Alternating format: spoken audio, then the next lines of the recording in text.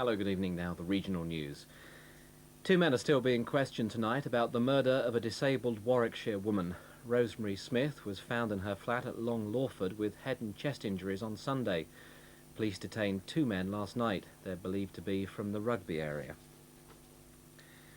British Airways has announced a new daily service direct from Birmingham to New York. It'll run from next March and will put Birmingham on the international airline map.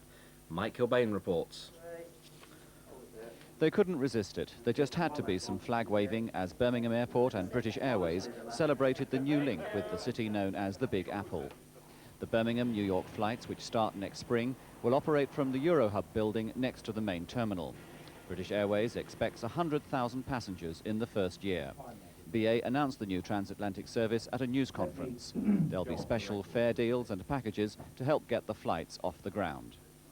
British Airways appears to be trying to take off before the Americans, who also hope to fly out of Birmingham. Last February, American Airlines announced it wanted a link with Chicago. Tomorrow, United Airlines are calling a news conference where a top executive will describe an American flight out of Birmingham as a top priority. Delta Airlines are also known to be interested in a flight to Atlanta. The difference for all the American companies is that their flights depend on the British and American governments reaching a new deal on quotas. The auction of contents of Pitchford Hall, the Shropshire Tudor mansion, passed its £1 million target today, well before the end of the sale.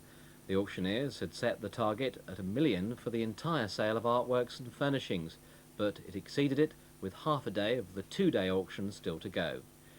By the end of the sale, the final figure had amounted to £1.25 million.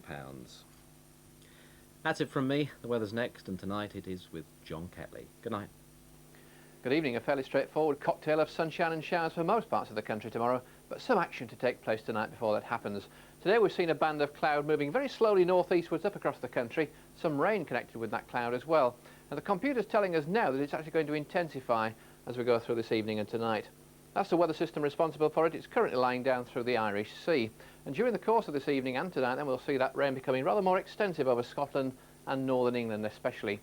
Clearer weather following on behind, one or two mist patches as well, but more showers showing up in South Wales and South West England before the night's out. That's the latest radar picture, the more extensive rain lying down through the North Channel and down into the Midlands and just approaching the London area. So clearer weather following on behind, but fairly extensive rain to come in the north and some drizzly rain down the eastern side of England as the night goes along. And a cooler, fresher night than we've seen recently, temperatures down into single figures in a number of parts of western Britain tonight.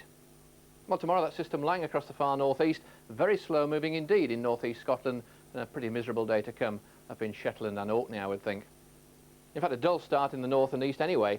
Drizzly rain gradually petering out during the morning. Brighter skies not too far away, but a fair crop of showers developing in the southwestern parts of England through Wales as well as we approach the middle part of the day. Could be some heavy ones, there could be some thunderstorms as well. Showers breaking out in other central and eastern parts as we go into the afternoon. Not to say that everybody will see showers, but certainly some quite sharp ones about. And the brighter weather eventually pushing into many parts of Scotland through the afternoon.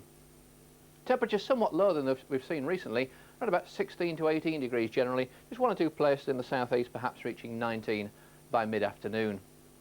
Things changing again on Thursday. We're going to find a fairly bright start, one or two mist patches around over England and Wales, but plenty of sunshine for central and eastern parts of the country, but then outbreaks of rain pushing into Northern Ireland and western Scotland during the day.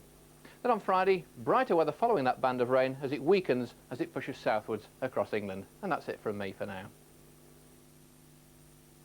In the new Radio Times, the retelling of the Cuban Missile Crisis from Time Watch. There's a feature on BBC Two's new series, Royal Gardens. And Barry Norman looks back at 21 years of film reviews, all in the new issue of Radio Times. The assassin arrived in America. Do you feel haunted by the deaths? To a degree. I always will. It became the FBI's biggest foreign investigation. We were supposed to find them and assassinate them. In a world of torture and death, a government almost fell. I have to live with everything that I did. Life goes on. Now, for the first time, Michael and Mariana Townley tell their story. The inside story of an assassin, tomorrow 9:30 on BBC One. Well, on BBC Two now, the cynical satirist Gerald Scarfe sets out on a conducting tour of life after death. His quirky film, inspired by his own near-death experience, crosses all boundaries to tackle the problems of paradise. Still to come on BBC One, the omnibus documentary marking the 500th anniversary of the death of the painter Piero della Francesca. Using latest computer technology, it brings to life the work of this elusive Renaissance painter. That's in 50 minutes. Well, now on One, we continue Linda LaPlante's hard-hitting drama, a violent fictional account of a group of ex-paras struggling to adjust to civilian life. Civvies.